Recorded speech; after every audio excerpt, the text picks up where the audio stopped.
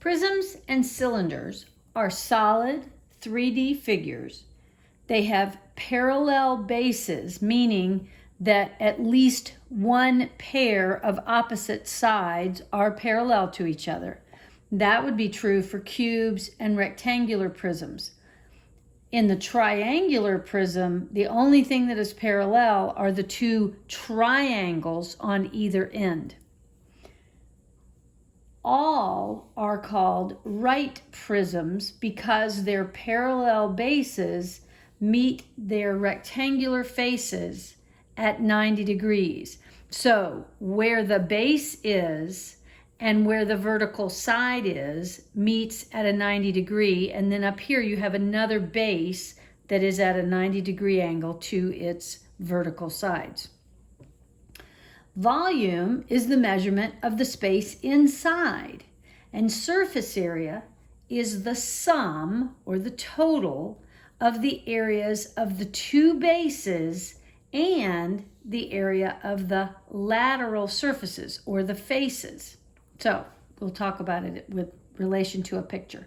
So we have a cube, and you understand what a cube is. Its length and its width and its height are all equal. So I've drawn a picture of a cube. So in the fact that all of these faces are exactly the same, anything that the cube is sitting on could be considered its base, and then the opposite of that would be its top. Those two would be considered the bases, and then you would get your area of your lateral surfaces, which would be the faces that are going around the side of that cube.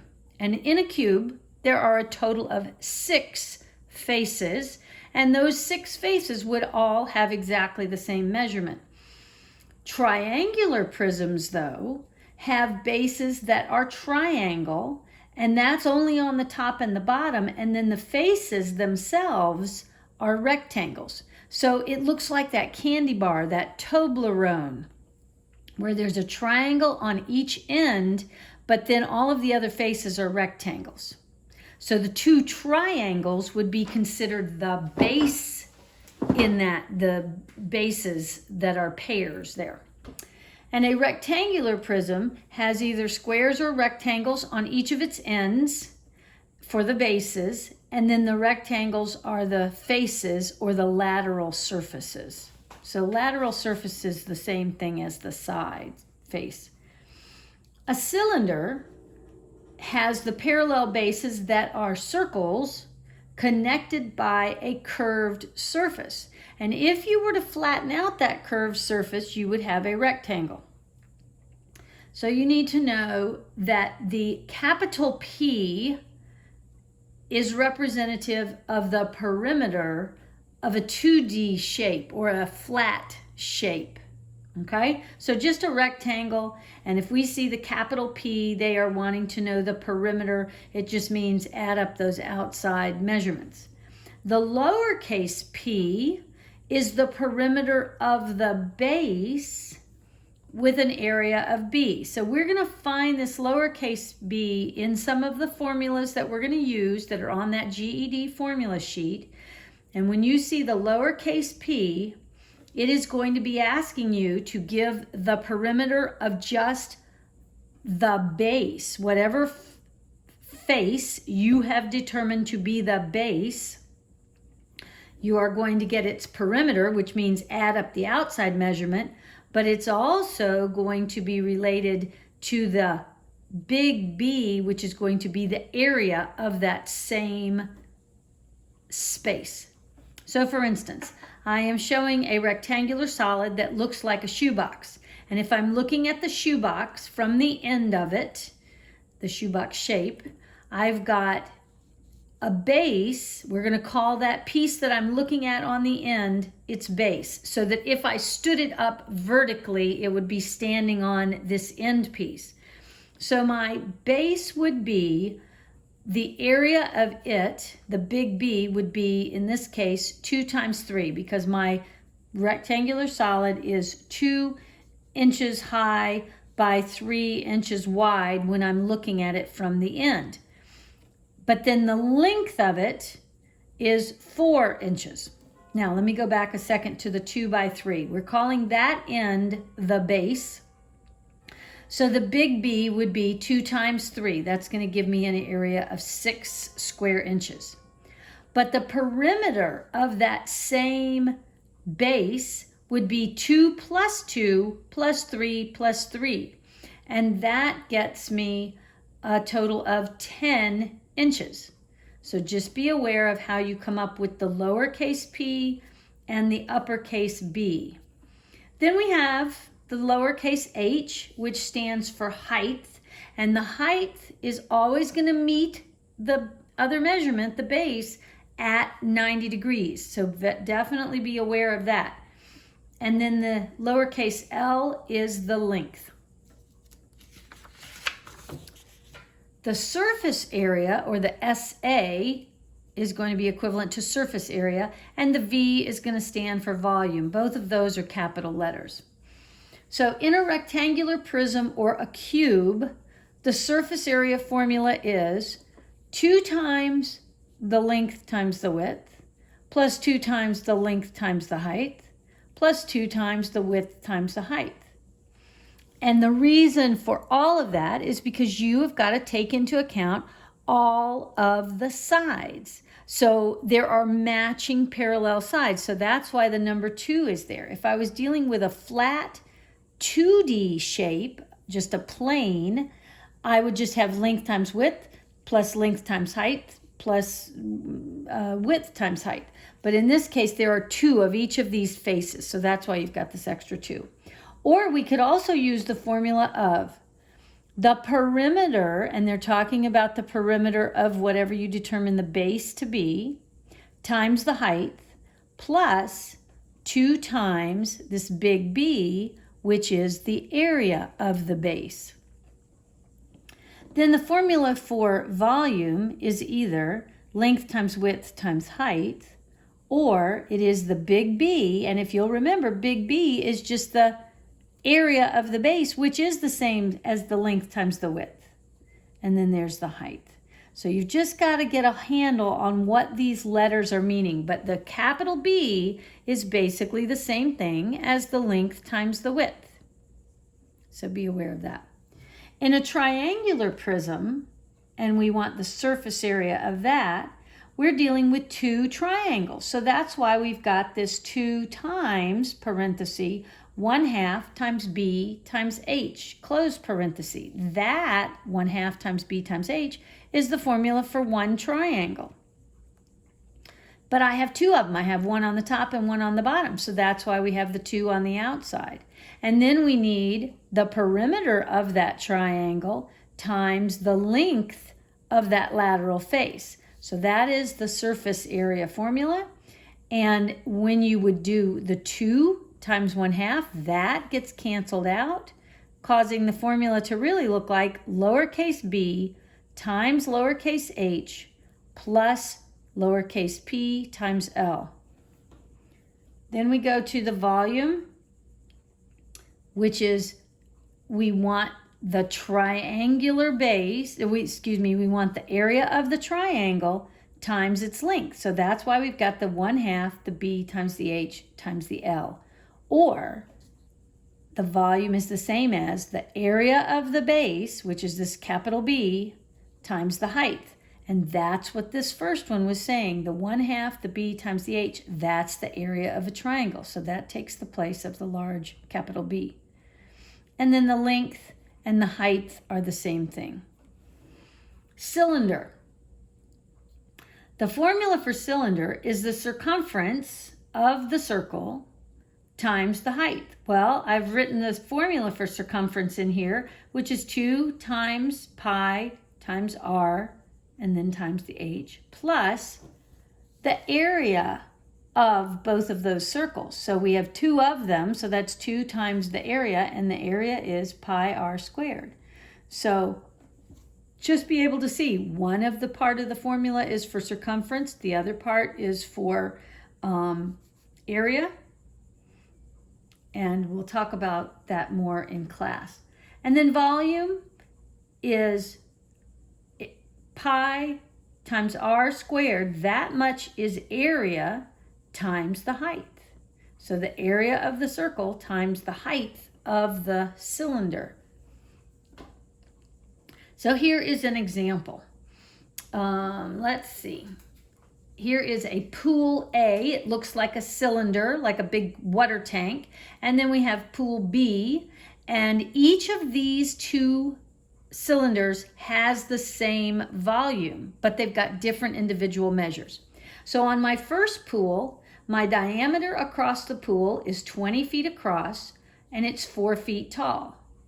In my second pool, I have 16 feet across, and we do not know the height.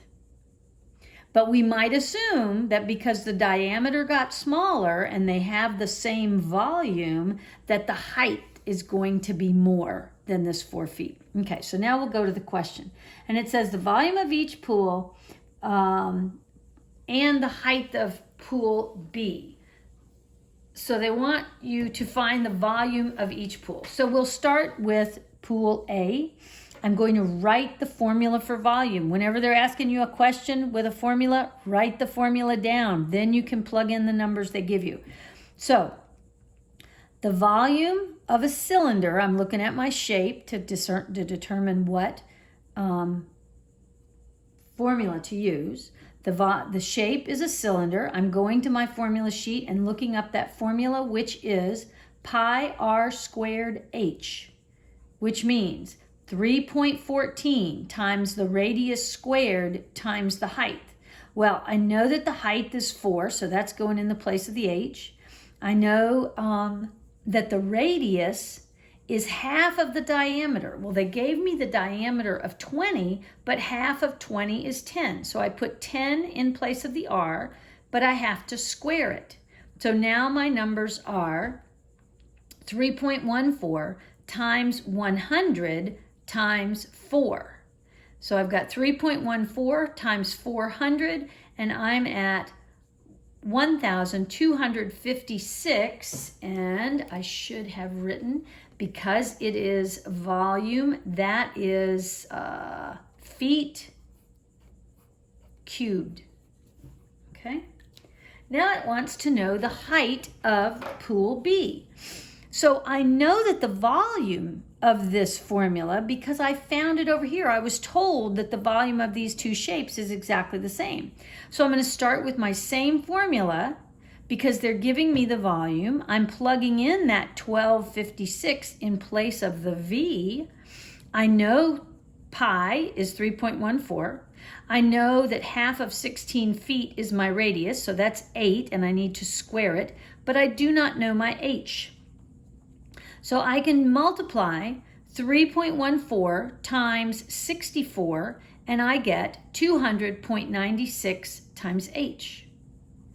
Now, this is a simple inverse operation. I need to divide both sides by 200.96, and that's going to leave me h, because those two things cancel out as the number 1. And I get 6.25 equals h, and that would be just 6.25 feet. And that makes sense to us because we were expecting the height of this to be more than 4 feet. And so 6.25 feet is about the right thinking for us. So that's how you come up with that. Here is an example of a triangular prism. I've got an, what's it called? Isosceles triangle is what this is, because I've got two sides that have the same side length of sides. The vertical of the triangle is 10, the other leg is 10, and we don't, and according to my picture here, the hypotenuse of the triangle is 14 inches. The length of the prism is 50, and these weren't inches, these are centimeters, is 50. So if you were to try to draw this picture on your own, you would have the letter L. The vertical of the letter L is 10. The horizontal of the letter L is 10. Then if I were to connect the two end pieces of the letter L, that's my hypotenuse, and that is 14 inches. If I drew another one of those triangles 50 centimeters away from it and then connected all the corners, I would have this prism, this triangular prism. And they want us to find the surface area. Well, you can see I would need to find the area of this end triangle, and then I have one that matches it exactly on the other end. So that's why I get 2 times half the B times the H. That's the area of a triangle, and I have 2 of them. So that's why that's there. Then it says to get the perimeter, and they want the perimeter, it's the lowercase p, they want the perimeter of the base. And the base is the thing that had a match to it. So it's the 2 triangles are considered the base. So we would add up the 10 plus the 10 plus the 14 is the perimeter. That gives me 34. And the length is this 50 centimeters. And so now I have plugged all the numbers into the formula. The 2 times the 1/2, that cancels out as the number 1. The 10 times the 10 is 100.